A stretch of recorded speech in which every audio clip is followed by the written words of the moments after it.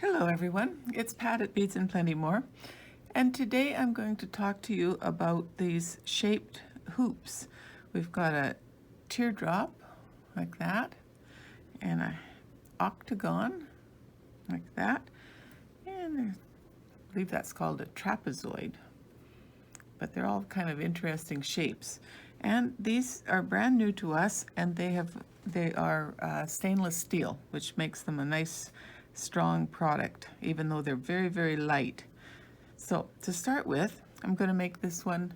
I've made one earring of the ones to make a design, and now I'll show you how to finish them.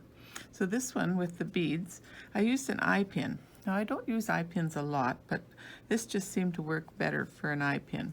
So the eye pin, we're going to just take and open that little circle a little bit and hook on to there's a little loop on the inside of all of these hoops, so that's really handy. I like to take the back side of the hoop and then kind of give it a hook in from the other side. It's with the little tiny ring on the eye pin, it is a little bit difficult, but it makes a nice tidy little circle at the top. And this is where your fine pliers really shine. You need to use really fine pliers when you're working with small loops and with jump rings. So I'll just give that a close like that. There we are. Now I fed the beads on with this kind of shaped one first, and then the faceted one in the middle, and another shaped one. I trimmed off a little piece of this, and then I'm going to make a spiral on the bottom. Just get a hold of my cutting pliers. They're about that much. I didn't need the full length, so I'll give it a clip. Always hold on when you're cutting to make sure it doesn't go into your face. And then we use the round pliers, and I'm going to go right to the very tips and make a small circle and just create a tiny little spiral at the bottom. Now as I'm coming down, I want this spiral to be centered, so I'll go in at this point and tilt back so that the spiral will sit nice and centered. There we are. So that sits inside the hoop, so that will move around quite nicely.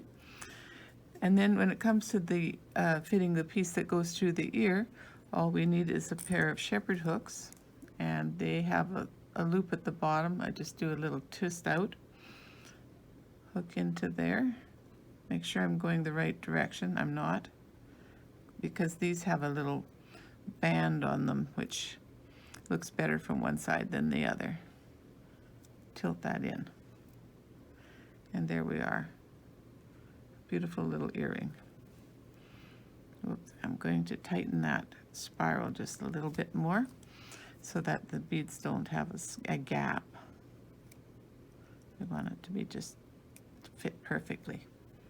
There we are. Now this hexagon one, I chose a charm that's the Tree of Life, and it's going to sit just right inside there. So all you need to do to make that kind of an earring is a little jump ring.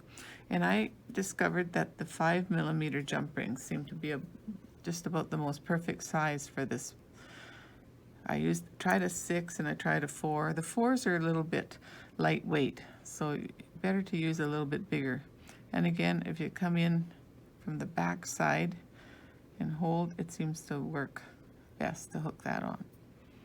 And since I've got a one-sided charm, we have to make sure we get the front to the front, which I believe I've got there. Nope, I got the wrong way around. I don't know what it is about one-sided charms. I always have to do it twice to get it the right way.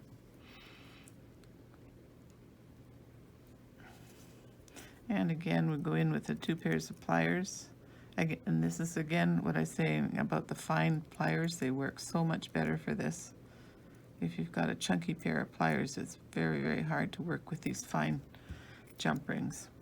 And there we have a beautiful little earring with a tree of life in the center. And these don't weigh a lot because the hooks are very fine. And if you choose a charm that's not too heavy, then you're not going to have a lot of weight on the ear. So we got it the right way the first time. And again, just turn that circle back. Always when you're opening and closing circles, you turn them to the side. Never try to open them on themselves, because it'll take away the circle and then you'd never be able to get it back. So that's the octagon pair. And this one, I thought this music note was just gorgeous in there. And I did the exact same thing with that. Hooked a jump ring on to the inside and then hooked my music note charm in, like so. Because this is a two-sided charm, so I can have my opposites, which is kind of nice when you've got your earrings one each side of your face. You want them to be opposite. Well, have fun making some new hoop earrings with these new shapes. They are a lot of fun. So take care, and bye for now.